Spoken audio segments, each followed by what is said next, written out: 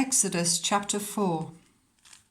Moses answered, "What if they do not believe me or listen to me and say, 'The Lord did not appear to you'?" Then the Lord said to him, "What is that in your hand?" "A staff," he replied. The Lord said, "Throw it on the ground." Moses threw it on the ground, and it became a snake, and he ran from it. Then the Lord said to him, "Reach out your hand and take it by the tail." So Moses reached out and took hold of the snake, and it turned back into a staff in his hand. "This," said the Lord, "is so that they may believe that the Lord, the God of their fathers, the God of Abraham, the God of Isaac, and the God of Jacob, has appeared to you." Then the Lord said, "Put your hand inside your cloak." So Moses put his hand into his cloak, and when he took it out, the skin was leprous. It had become as white as snow. "Now put it back into your cloak," he said. So Moses put his hand back into his cloak, and when he took it out, it was restored like the rest of his flesh. Then the Lord said, "If they do not believe you or pay attention to the first sign, they may believe the second. But if they do not believe these two signs or listen to you, take some water from the Nile and pour it on the dry ground. The water you take from the river will become blood on the ground." Moses said to the Lord, "Pardon your servant, Lord. I have never been eloquent, neither in the past nor since you have spoken to your servant. I am slow of speech and tongue." The Lord said to him, "Who gave human beings their mouths? Who makes them deaf or mute? Who gives them sight or makes them blind? Is it not I, the Lord? Now go.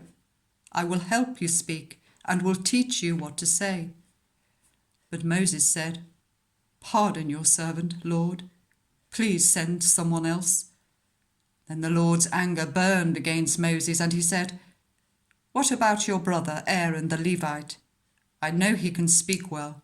He is already on his way to meet you, and his heart will be glad when he sees you. You shall speak to him and put words in his mouth. I will help both of you speak and will teach you what to do. He will speak to the people for you, and it will be as if he were your mouth and as if you were God to him. But take this staff in your hand so that you can perform the signs with it." Then Moses went back to Jethro, his father-in-law, and said to him, "Let me return to my own people in Egypt to see if any of them are still alive." Jethro said, "Go, and I wish you well." Now the Lord had said to Moses in Midian, "Go back to Egypt, for all those who wanted to kill you are dead." So Moses took his wife and sons, put them on a donkey, and started back to Egypt. And he took the staff of God in his hand. The Lord said to Moses, "When you return to Egypt, see that you perform before Pharaoh all the wonders I have given you the power to do. But I will harden his heart, so that he will not let the people go. Then say to Pharaoh, 'This is what the Lord says. Israel is my firstborn son, and I told you, let my son go, so that he may worship me. But you refuse to let him go, so I will kill your firstborn son.'"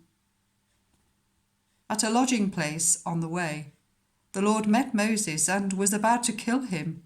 But Zipporah took a flint knife, cut off her son's foreskin, and touched Moses' feet with it.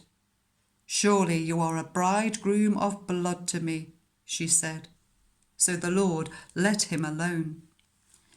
At that time she said, "bridegroom of blood," referring to circumcision. The Lord said to Aaron, "Go into the wilderness to meet Moses." So he met Moses at the mountain of God and kissed him.